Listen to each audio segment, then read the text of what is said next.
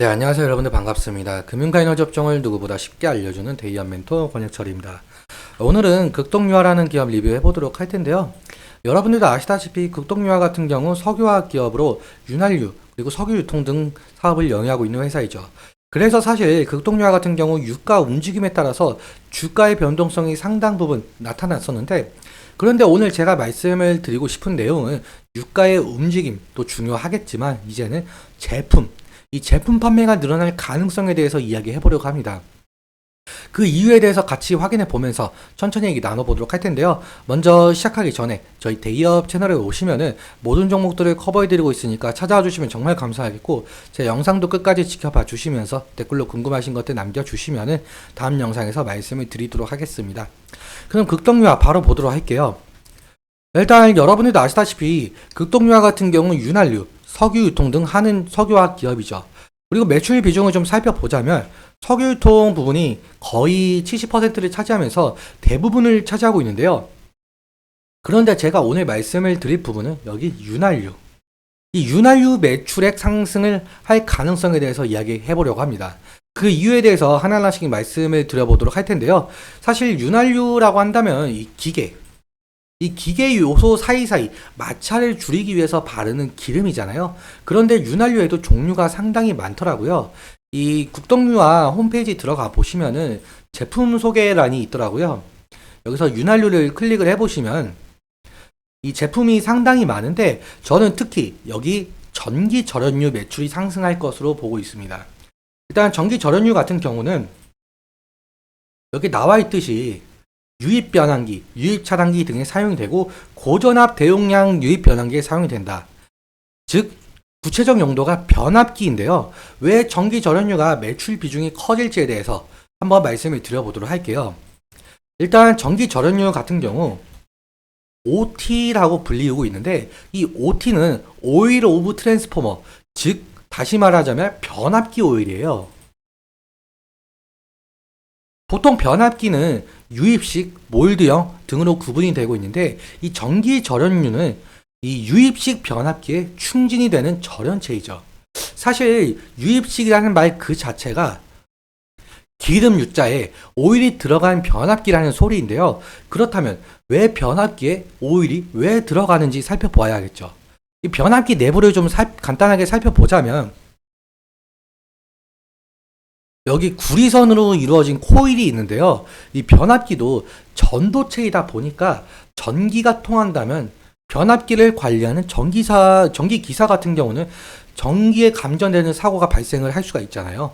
그래서 전기 절연으로 절연을 시켜주는 것이고, 그리고 또 변압기는 고압의 전기가 흘러서 이 코일에 열이 상당히 발생을 하게 되는데, 이 열을 냉각을 시키지 않으면 과열이 일어나면서 곧 폭발 사고로 이어지게 되겠죠.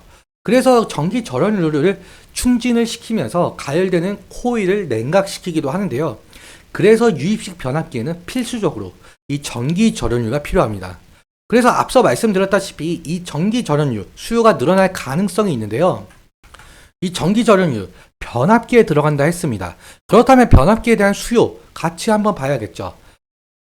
이 변압기 수요가 증가하는 이유는 여러분들도 아시다시피 2024년에는 AI 시장이 급격하게 커지고 있죠.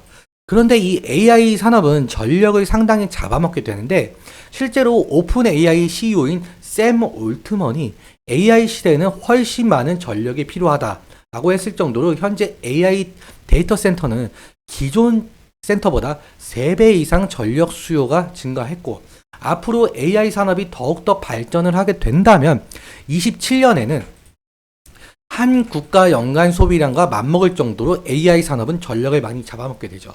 그럼 여기서 필요한 것은 바로 전력망 확충일 텐데, 태양광 발전이든 풍력 발전이든 원자력이든 화력이든 변압기는 꼭 필요한 존재죠.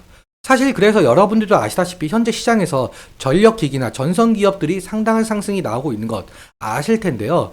그렇다면 변압기가 왜 필요한 존재냐라고 한다면, 사실 전기는 이렇게 발전소에서 만들어져서 일반 가정이나 뭐 회사, 데이터 센터 등등 오게 되는데, 이런 식으로 여러 과정을 좀 거치게 되죠.